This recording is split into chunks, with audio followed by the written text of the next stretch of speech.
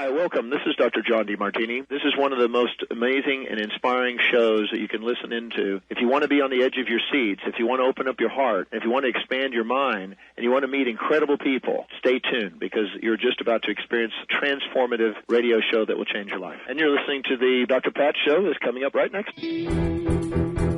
Welcome to the Dr. Pat Show. Talk radio to thrive by. Powerful, inspiring, and coming to you live, bringing you stories of people like you and me, busting through and living life full out. Get ready to dare to wonder what your life would be like if you knew you could not fail. Hey, everybody, welcome. It's so great to have all of you tune us in and turn us on. We got a great lineup for you today, starting out with the conversation that is so very, very important to us. And, you know, if you think about this, you have heard me talk about the level of anxiety, the level of stress. You've heard me talk about it. You've heard me share with you the statistics out there in the world now. We're still getting information about the effect of the past 3 years and the effect now. But when you put this all together, at the top of the food chain is the word anxiety. It's got to be at the top of the food chain, because when you start to look at it and you start to see what that really means, it is taken on a new level. I have somebody joining me here today, and what he has done is he's taken the conversation to the level that we need to hear it. We have to hear the conversation differently now. You know, Faust is joining me here today, professional career, 40 years, counsel clients, you've named it, he's seen it. Everything from the young to the senior.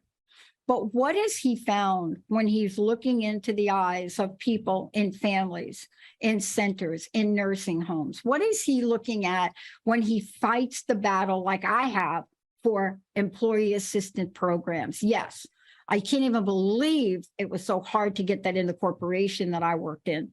But when we think about this and we think about the emotional support and we think about all of that, and we think about what many of you have heard me talk about, addiction and recovery, the devastating impact of what happens when people are powerless over alcohol, drugs, or any other thing that you just cannot help yourself for. And he's also committed to that. He's developed a counseling program for drunk drivers. Yes. And honestly, we are living in a time now where I do not remember, probably if we had statistics during the war, maybe, or during the recession that way back, if we had statistics, maybe we'd be in the ballpark with where we are now.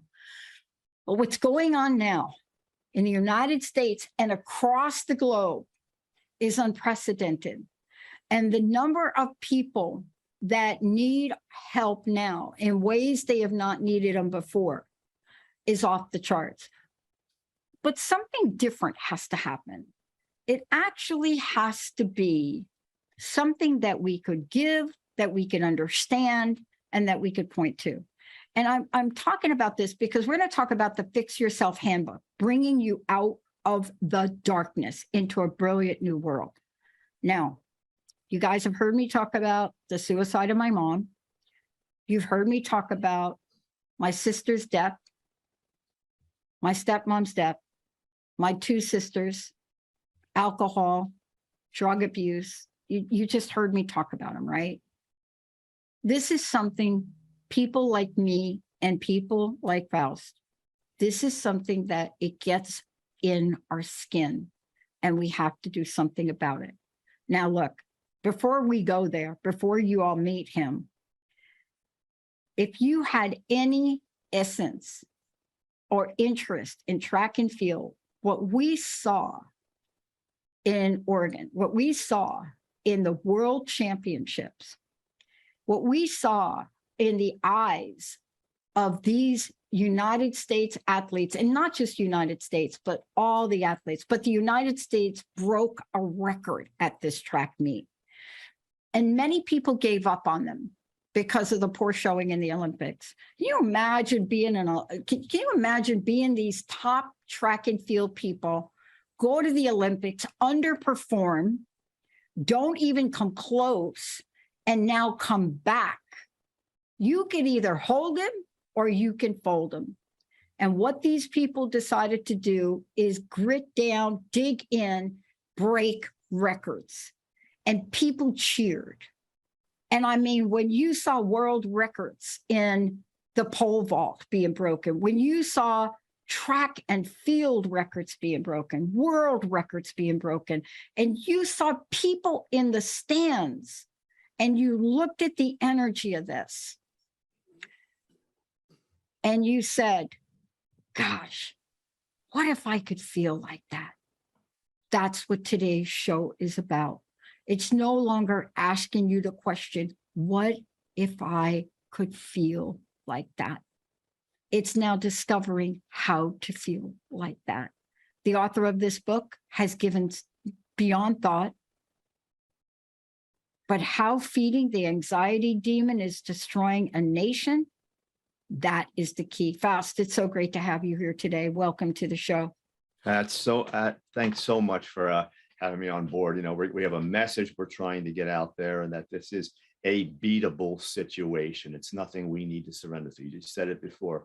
Either you're going to play your hand or you're going to fold. And there's a lot in the hand. We just have to go, identify what those things are and then go do it. It's very doable.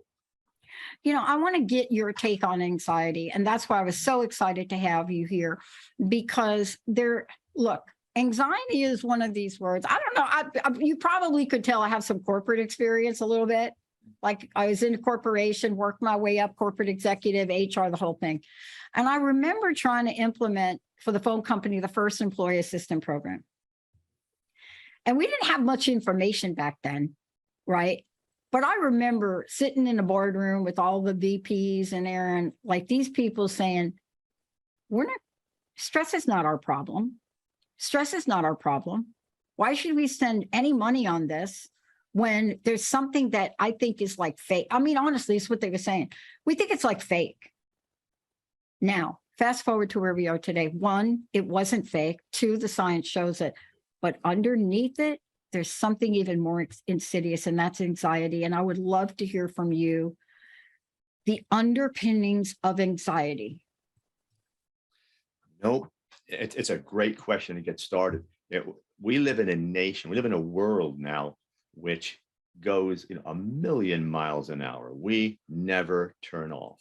And that's in terms of the pace of our lives. It's also in terms of the connectivity that we never disconnect. You and I were raised at a time where, you even going back to the school, we came home from school and we disconnected. And maybe you played or you did your homework or work around the house, whatever you had to do, you had a job, whatever it was. Now, if you have an argument in school or in the workplace, it follows you home on your cell phone, and it's on someone's Facebook page. And so you have all that going on. The other thing is, we lived in a more national kind of a world at the time. We live in a global society now. We know we're privy to information we never had before. So we're inundated with all this stuff. And then the third part of it is we keep doing things that actually exacerbate the situation in ourselves. We're going real fast. So why not get the Red Bulls and all those things? Why not just make life more intense? And we've grown to a society that not is subject to anxiety. We are bringing it on. We're actually inviting it in, and we like that adrenaline rush. That's now become a norm, and we think we got it. We think it's great, but little by little, it's tearing at us. It's tearing at us physically. Our whole neurology is being changed. Emotionally, we're responding long before we think. We don't give our brain enough time to just look at any situation, grab the information, see what we need to do, then make a decision. It happens, and in a fever pitch, we react and we insult and we aggress toward other people. It never turns off. We don't sleep like we should be sleeping anymore. Our diets are all over the place, inundated with garbage. It just keeps on going. Where do you want to look to find the underpinning? Just about everywhere. That's the answer to the question. It's everywhere we go, because that's what we've invited in our lives. And, the reason I think that I love talking with you about this is, number one, we skirt and skip and hop and jump around the word anxiety. But my mom committed suicide when I was 6 years old. So I don't shy away from this. I didn't go to school for 10 years to study psychology because, I had nothing better to do. I needed to try to understand some things because I watched my family die. I saw my sister die on a hospital floor at about 450 pounds. My stepmother's mom, her heart exploded. My first sister, cancer from cocaine. You know how much cocaine you got to take in to get that cancer up there? And I just thought to I said, my own history with addiction and recovery. And that's why one of the first new channels we're launching come next year has got to be this kind of thing. But we're now getting it in the headlines, Faust. I mean, hello, Simone Biles, right? Right? I mean, I'm not saying that anxiety was her thing. She doesn't work with me. I don't work with her. But how many people now are silent and invisible and carrying this demon from your perspective? Pat, as well as, you've studied just as I have, we all have anxiety. To assume that you don't, it may be below the threshold, so to speak, but it's there. All it takes is the right trigger, and then it goes. And the problem is the human brain, in its attempts to adjust to everything we do, adjusts to anxiety too, so it doesn't become something we identify. We live with it every day. It's our norm. You get up every day, and that's just the way things are, and you don't realize that you're anxious. The other thing we do, and this is crucial part of it, is that we look outside of ourselves. If something, we feel some way, we go out there and try to find it. It's not out there because it's in here. If we're strong in here, we deal with what's out there. If we're not dealing with that, it's just, such a red flag that says, I'm not okay here. I need to get okay here, but we don't do that. Our culture focuses outside, not inside. Yeah. And I love your book, by the way. And we're going to take a short break. When we come back, we're going to get right into it, because I love that you actually use the word demon. Right. Because any of us that have had this experience, we know what it's like to become immobilized. We do. When I moved to Seattle and I finished my school, right? I finished the education. I studied broken promises, mistake. So let me just tell everybody out there, you got to get a lot of therapy if you're going to study something like that for 10 years, or get prepared for what happens to you afterwards based on what you find out. And I didn't realize that I would find out what I found out. 1,200 pages of interview notes, people that were broken. And I was at a place that I couldn't describe in my life. I couldn't get off the couch. I couldn't get out of my apartment. When we come back, we're going to talk to Faust about understanding the driving forces behind it. And it is pain, folks. See, we want to witness you today. We want to witness you. We want to say it is pain. All the people in your family that are telling you to suck it up, or just, have another drink, or just get over it. We're not doing that today. 1-800-930-2819. Before we go to break, I want people to know, how did they get the book? How do we find out about you?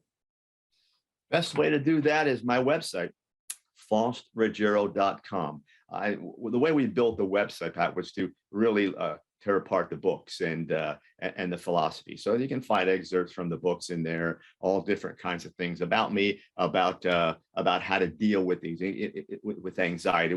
Again, I'm just trying to make people stronger inside. That's the whole thrust of the program. So again, FaustRuggiero.com, and you'll find everything you need. Yeah, FaustRuggiero.com. Listen, I said Faust. I guess I've been watching too much of the international pole vaulters. FaustRuggiero.com. And then don't forget, you can Google it. You can Google the book, the Fix Anxiety Handbook. This is about bringing you out of the darkness and into a brilliant world. I love the cover of this book, because this is not the time to fool around. Benny, Micah, let's take a short break. We'll be right back.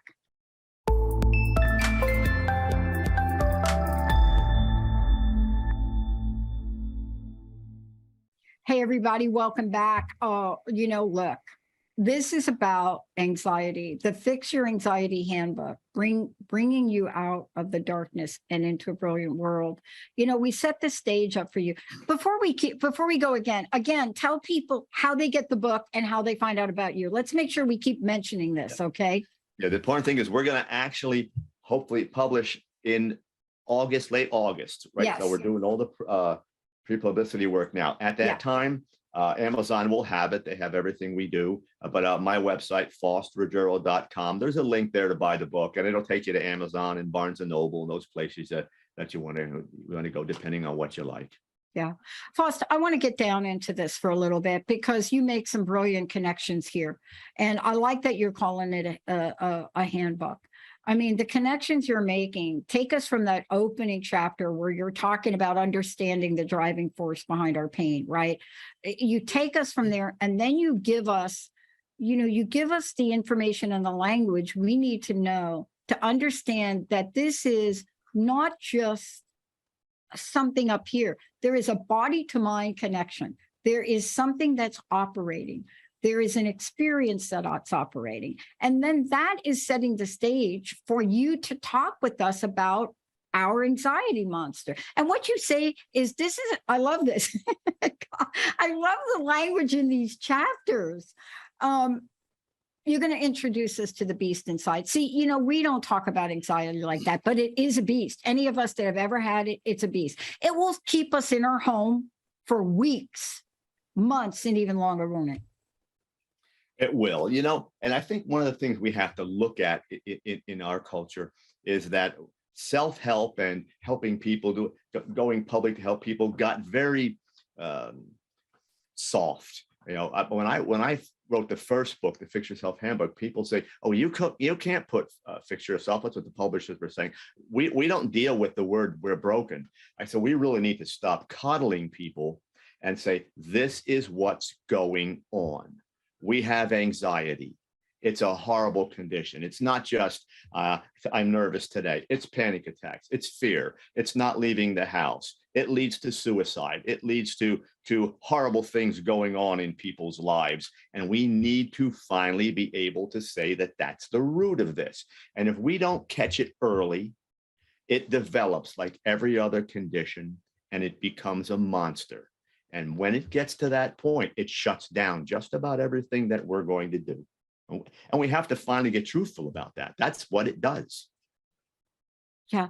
I mean, let's talk about what truthful means for a minute, because I think it's one thing for you and I to talk about it, but it really is another thing to really go through the language and really look and read the book.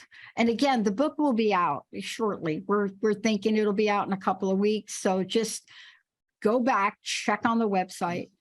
Look, when you put the processes in the book, right? When you came in and I'm reading the book, and I go through and I'm saying, oh, wait a minute. Okay, I get this. There's a process here.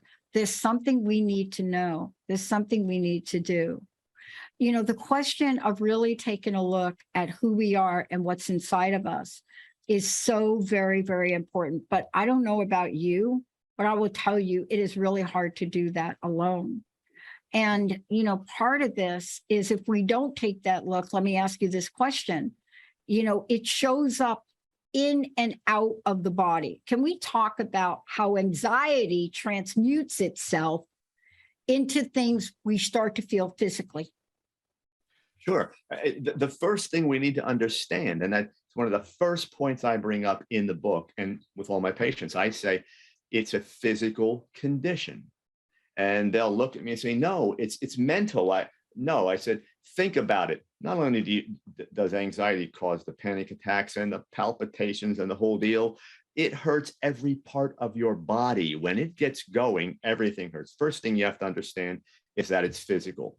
The fact that you feel it in your brain and you start trying to work things out with that is because as it makes its way through the body, it's just like anything else. We're physical organisms. We start physically first. The next layer up is the emotional level. So it's going there next. Then it's going to hit your brain. And your brain is designed to help you think through things and get to solutions. So now you start saying, I got to think through anxiety. Well, the analogy I've always used is if you were a diabetic and you have, you're dealing with all that sugar, you're not going to say, well, I'll think my way through this and my pancreas is going to respond. We're going to have to do some things on a physical level. It's the same way with anxiety. You're not going to think yourself through this. You've got to attack it on the physical level first. Breathing exercises and meditation and prayer and all those things. That's all good, but we've got to, I tell my people, go get a wellness checkup, go get the blood work done. Let's start right there, because that's ground zero. Start there. Once we get through that, we know where you are physically. Now we're going to start building that program. Yeah. Look, one of the things that I want to just make sure people understand is anxiety has different faces. Mm-hmm. It has different faces. So when we say anxiety, we're not 100% clear. And so we don't relate to it. But everybody thinks that anxiety shows up in in a certain way. It's insidious, as you say in your book. I think it is one of the most insidious. And there are several different kind of ways. Everything, let's talk about this. Let's just give people some information so they know, just in case they're thinking, oh, that's not me. But it shows up, yes, as an extreme where you can't go out of your house. You avoid places, right? Agoraphobia. But then there are other things that show up. I mean, I got anxiety from a medical condition I had, right? But let's just go through this for people, because there are folks thinking to this. Not everybody is going to be a top athlete that decides, I can't do it. I just can't do it. It happens a lot, and it's happening now, isn't it? It happens. The entrance way, the pathway for anxiety to come in is different for everyone. It could be some PTSD, that bad relationship. It could be a physical problem. It could be a memory of something that's very old. It could be a relationship going bad now. It can be recovery from a drug situation. There's so many things. The bottom line is all of these things weaken the body in some way. The neurology changes a bit, and then all it takes then is a trigger. And the problem is the trigger is what we focus on. That was what gave me anxiety. Well, that's a trigger. Then when it hits the body just kind of implodes and everything starts all over again. Now you can't stop it, and you're still going back to that trigger to try to figure out what to do there. Well, that's long gone. Now you're in it, and so that's why I say we've got to get to the body first. We've got to strengthen the body up. We got to start there, and then we do move through that and make the connections with all the emotional information that's necessary and the cognitive stuff. Because in the end, what we're going to do is keep people conscious. So it's not, anxiety becomes autopilot. It takes off, and the path is already cut and it goes. We want to put some blockades along that path, and that's conscious thought. That's down the road, but we got to get you strong enough to do that first. Yeah, we're going to take a short break. When we come back, and then we're going to go right to the top. We're going to skip the next break, because this is all about, look, when we come back, you got to face it. Brutal honesty. You got to face it. You got to look at it. You got to understand it. And why is the body such an indicator? I'm going to share a little story with my guest during break. When we come back, this is so important. It answers the question, probably for you, why the things you've tried have not worked for you. Let's take a short break. We'll be right back.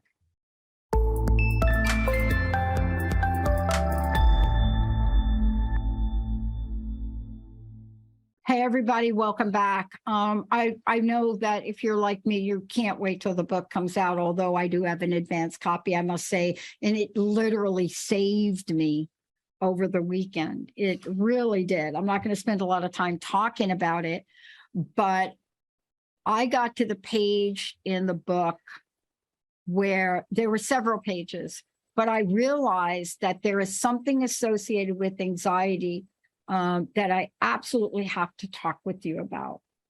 And we're going to go right up to the hour, Benny and Micah, because I want to make sure we cover this. Okay. I think one of the most underrated, what should I call it? Attributes, conditions, I don't know. Like, let me give it, I don't even know the name. But one of the most underrated, misunderstood, people thinking it can't be changed, is worrying. Worrying. Can you and I get real about worrying? Now, there's worrying and then there's excessive worrying, and we don't know the difference, because here's my 2 cents on it, and then I want you to jump in. My mom explained worrying to us girls when we were younger, like the frog story. She said, look, it'd be easier if worrying was like fear, because you put the frog in the boiling water and it jumps out. And you're like, all of a sudden you say, oh my God, I know, I'm afraid. She said, no, worrying is when you put the frog in the cold water. Honestly, don't email me. I would never do this to a frog. But you put it in cold water and you slowly turn it up. Worrying. Tell me about this, because this is one of the first thing I think you talked about when you talk about the demons' weaponry. Yeah, the demon, and for the listeners, that the demon isn't, this a live thing. The demon is this part of your mind that where you start spinning concepts in there, and then you believe all of this stuff is true, and it is a slow simmer, and it gets faster the better. Like anything else, as you get more proficient at worrying and obsessing over this, it takes on a life much faster. But what it does is it has you believing that this will never stop. It has you going to places that are dark inside you. You believe then that you are a prisoner of the demon. The demon has control and you will never get out. And the interesting thing is, you have a tendency, all of us have a tendency then not to experience the good times, because we really believe the good times are going to trigger the demon coming back. So now we back away from that. And we have our whole life, we're happy just to live it in the gloom so it's not pitch black. So it becomes a life condition after a while, and the confidence goes down, and your ideas about possibly beating this, they just disappear. This is going to be my life, and I'll live that, and I'll take no risks, and I'll do the same thing every day. Because what happens is you actually become, in your mind, proficient at managing this so it doesn't kill you. But that management system does nothing but keep you right in the arms of the demon, and you never leave until you understand that this demon is beatable. The demon is the more we feed the demon, the bigger the demon gets. So what I help people do is learn how to not feed it. We're going to starve the demon, essentially, is what we're going to do. Yeah. This is really the key, because I want to just talk for a little bit. And I want to just tell everybody, when you all get the book is so beautifully written and written out in a way that you can follow it, understand it, and then take action about it. Because that's the work you do. That's what you've been doing for decades. You've been helping people understand what's going on and then helping them take the action. Everything, and this is the way it shows up. Okay. This is the way it shows up, right? It could be fatigue. You could be irritable, concentration, no kidding, right? How about not sleeping? You think, oh, I can't go to sleep, right? Oh, I'm just binge watching. No, you're binge watching. Why? Because you can't turn it off, right? So it's not that you're binge watching something on TV, it's what's underneath there. Everything from feeling complete terror, right? And impending doom. As yesterday, I am down by like 6 points. Hello. And I just read the book the day before Saturday. I got the book. It was on, I got it to have my computer. And this feeling of terror and impending doom. I mean, think about it, over ping pong, right? This is how this works, but it's much more than that. And what I mean, it's much more than that, is we have to get back control. Can you take us through what you share in your book about, I'm just giving you a little bit of an idea, but I carried a disease for 10 years after I started the show, from 2004, right?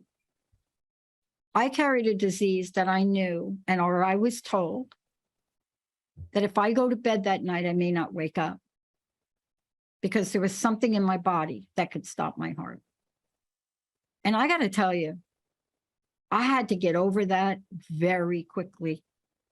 Can you imagine what it's like when a doctor says to you, or somebody says to you, you got this thing in your body. We can't get it out yet. We don't know. We can't kill it yet. We don't know. But now, this is where you either know how to hold them or you know how to fold them. But I didn't have you to work with. So it took me a bit longer. But see, people are going to sleep at night and thinking about the doom from all of this. It doesn't have to be a physical disease. It's the same thing that's affecting our body, isn't it? It is, and it changes everything. You know, I have those folks that binge watch starting at 11 o'clock at night and they're up to 3 or 4. And I say, beside the fact that now their bodies have adjusted to it, they're saying, if I go to bed, it's the most painful time in this thing, because I'm just laying there, my mind won't shut off, and then everything starts and my heart races and my body hurts. So it's a lot easier if I get up and I watch TV. And, you know, and of course, it's a lot of times it's not just watching TV, it's watching TV and eating or drinking along with that or whatever you may do. But again, the body now is, so to speak, out of whack. It's just not, there's no schedule, there's no routine for it to fall into. And that's what our bodies work well with, a healthy routine. So by the time this thing manifests and gets to the point that it's full blown, every part, and I guarantee you, every part of your world has changed. And again, it's something that is easy. The program is easy to follow. It will tax you. You're going to work with it. You're going to get uncomfortable, but you're going to come through it. Yeah. I have yet to use my program on anyone, and I'm talking thousands, where it has not worked. But it takes time. It's not going to be, come on in and this month we're going to have you through it. It may take us the better part of a year. But how long have you been dealing with anxiety? Are you willing to invest that year, and you're going to get better? I will guarantee you're going to get better. Looking at what you're doing and what you're creating is so very vital and important, because I'll tell you, in my profession, your profession, it's very hard to be able to make a case for looking at the body. But you and I both know that things showed up. For me, I mean, that first year of finding out that thing that was going on, oh my gosh, you should hear about the symptoms that my body developed, not from it, but because of what was going on. You know what saved my life? This show. I started this show in 2003. 6 months later, I got a mystery disease. And I changed the entire trajectory to all positive talk, all holistic, all wellness. And I am a student to this day. That's how I know what you're doing is different. That's how I know what you're doing is needed. And I would love for you to talk about, because we're now talking about this autopilot thing. That's what we're talking about. Okay, you go grab the ice cream in the grocery store. You know you're grabbing it, and you keep telling yourself, I'm not going to eat it, but then you put it in your shopping cart. It's a hamster wheel, and you can't get off the hamster wheel if we're solving the problem at the level it was created. It is. It's autopilot. It all just keeps on coming in, and we repeat the same behaviors over and over again. You said some of the magic words just before, the way you talk to yourself. You talk about positive talk. But what I tell people, because that's made its way through, through it's trending. Let's, to be positive and love yourself and all that garbage. The bottom line is we have the language. We communicate to other people, but 90% of the language is what we use with ourselves. It's in our own head. If you're going to continue to flood your brain with negative talk about yourself, your brain will hear that. And there's no one there giving you any other feedback. You will live it. You will believe it. It'll become who you are. I'm not telling people to go in and say, I'm wonderful. I'm just saying, okay, I got this. Be dead honest. I got this. I am going to beat it. I got to think my way moment by moment through this. I teach people how to do that, how to apply conscious thought into everything you do, because conscious thought coupled with the facts in any situation will bring you right to the truth, and that will rescue your life. But we're not dealing with any truth when it comes to anxiety. We're avoiding everything. We're using quick fixes to get through. And if I got 15 minutes today, that was a killer day. No, it wasn't. It's like the girl walks in my office last week, first time patient, and says she has anxiety, and she puts a cup down. I said, what's in the cup? Well, I stopped at Starbucks on the way over. What is it? It's a double shot cappuccino because I didn't sleep last night. I said, no, it isn't. It's a double shot cappuccino because that's what you do every day. Mm. And that's why you don't sleep. Mm-hmm. A lot of reversals, cognitive reversals. Yeah. You know, I look at what I like. I create the facts to support that. I keep on going. So if you're going to work with me, we're going to go to the facts, and that brutal honesty is going to come out, and you're going to change your life, not just to rid yourself of anxiety, but to create a life that is all honest and straightforward and makes proper decisions. Yeah. And I want to talk to you about this now, because you brought something up. And I think in the book you talk about the intellect and emotions. Mm-hmm. And I guess, let me just say in my language, it's like this dynamic of intellect, emotions. But emotions can get to the point of chaos. You know, your emotions, you know, I watched somebody this weekend take a $600 bat and bang it on a wall. And I'm like, are you kidding? Like, what did you do? I mean, I know it's hot in here, but let's talk about this, because it's difficult not to have a conversation about emotions, but what they are, what they're good for, and what they're not. I talk about emotions as a mediator, if you will, between the black and white of life and completely out of sorts. It mediates. It says, okay, I'm not just going to be a robot, so it puts a little color into that. But emotions have to be healthy to do the right thing. And what we do is we emote quick. Typically, if you look at your life and look at how much you emote, you're going to find that the vast majority of your emotions, your emotional expressions, are negative. You anger. This person said that. And then because that's how we flush our system. But the bottom line is, if emotion, in fact, I write it as emotions are to your body like a virus is to a computer. There is a program that's supposed to run. That brain is supposed to run. We introduce all these negative emotions. It corrupts everything that we're going to do. So the question is, how do you deal with it? And I tell people, here, it's mom's old 3-second rule. You know, what you do in that first 3 seconds is going to dictate how you go. Yep. And I keep this in my mind all the time. Something happens, something where I can just go, ooh, and I say, okay, let's just relax and think about what I'm going to do. That sounds like, man, that's oversimplified, but it's that first few seconds that dictate what you're going to do. Give your brain the luxury of saying, let me use my resources. Let this not corrupt my brain. Let me just slow down for just a second. Let me say, okay, what's going on? What do I want to do about it? You'll be surprised how your emotional response goes down. The more you do that, the more your brain begins to deal with rational information. And that's what we need, particularly with anxiety, to move forward. Yeah, I love that we're talking about this, because, you know, part of what you really take us on is this journey where we all get pushed to the limit. You know, I coach women in my sport. I coach men and women in my sport. And one of the first things I coach them, other than the basics, I coach them about the emotional element of the game. Because when you play a sport where you can get hit with a ball that's coming at you 100 miles per hour, and honestly, I got bruise marks from it. Or you can run into somebody that doesn't move, or you can have any number of emotional reactions because the sport is so fast. And I'll tell you, the hardest thing for people, and you know this about sports and helping people that are athletes, the minute that you don't do what you just said, those 3 seconds, you've already lost the next point. I mean, I watched somebody lose 6 points in a row yesterday that the only reason had to do with every emotional outbreak on every point, and it got worse and worse.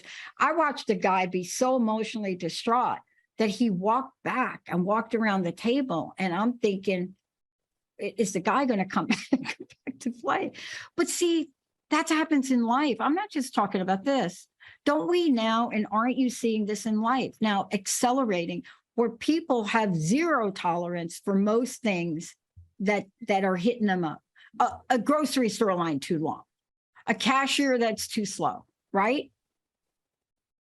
And again, the brain, and I can't make this point, more emphatically stated. the way we train our brain is the way we're going to live, and learning, as you know, is a function of repetition over time. If you're going to teach someone the sports you play, it's not coming like this. The more they repeat it, the more it becomes automatic, and autopilot is going to enter your life no matter what you do. The question is, will you attach it to positive, constructive parts of your life, or will you attach it to the negative? So I tell people, just continue to do the positive over and over again. When I work with athletes who get into slumps, I say, get your head out of this. Stop ruminating over it. What do? Throw caution to the wind, go have fun, and play your sport for fun, and watch how fast you come out of that slump. And they do. It's this ruminating, this thing that goes on over and over in our mind. Sometimes it's when I'm working with a baseball player, it's simply they readjusted their stance and didn't realize, and for 2 inches difference in the stance, they're not hitting the ball. And so, you go back and calmly look at that stuff, get your emotions out of the picture. Yeah. And, part of what you do is you take us on this journey, especially I loved, especially when you pointed out the victimization aspect of this and the bullying aspect of this, because once you have that moment, and I could feel it yesterday, once you have that moment, what it feels like to feel like a victim. It escalates. But then you take us later on in the book for positive energy, growth, and life redefined. Talk about that, please, because see, I think this is what's going on now. I think people are really hungry, positive energy growth and life redefined. We take everything I do is a journey, because that's what life is. So we are victimized, and we take on that role as a victim, and then we start living it out, and then we're victimized by other people and ourselves. There is a point where you make a decision and say, okay, I want to beat this. Now, give me the tools, and you're ready to work them. Positive energy starts with positive verbalizations. It not doing anything that's going to affect the energy in your body, doing everything you can. If the goal is here, then everything I'm doing is going here. All that's positive. Then your brain will learn to work with that, but it's not going to tolerate breaks. There are no cheat days in dealing with anxiety. I did 6 days, so today I'll do 5 Red Bulls and I'll eat everything and I'll just go crazy because I have to release this. No, you don't. It's about staying positive all the time. And I teach people how to do that because it's easier said than done. But if you read the book, there is a slide. It just moves you right into that part of things. And you learn how to deal with that part of your brain. It's there. You just stop dealing with it. You have the capability of doing everything with positive energy. You just have to be told, A, what that is, and B, how to use it. That's all. And then the key is, again, over time, keep doing it. You and I are teaching this. If I decide to, begin to react emotionally all the time, I will quickly train my brain to do that. And I'll find that for a day or two, I'm doing things emotionally. Maybe I yelled at my wife, or and then you start saying, my God, I just kind of slipped off, off the path for a while. It doesn't take long. So you just keep on every day, conscious in your mind. I get it. I do from the moment I wake up. Okay, Lord, let's go. And let's attack the day. Let's be positive. Whatever comes along, I know I can beat. I just have to keep my mind where it needs to be. I verbalize those things to myself all the time. I've been doing this for 4 decades. I haven't stopped the verbalizations. If they changed me and worked for me, why in the world would I stop using them? Well, and there are consequences, and I want to just kind of, bring us full circle here in a minute. And one of the consequences, that shows up, and you mentioned this multiple times in the book, is that when people are experiencing anxiety, there's no limit to the behavior that can result from that.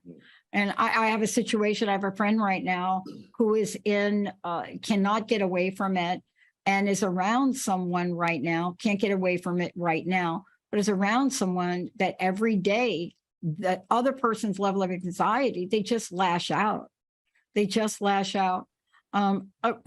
First of all, thank you for this. Thank you for today. But I would love for people to know how to find out more about you, and then give us a ballpark of when the book will be available. Okay. Again, find me on my website, faustruggiero.com. Again, it's dedicated to what we're doing is the Fix Yourself Empowerment series. This is the second installment. So you'll find out what we're doing there, find the book there. We're looking to get this done by the end of summer. It's in pre-promotional stuff now, so publishers have this and they're getting ready to go. So, you know, I'm hoping to get, well, the goal was always to have it done by the end of August.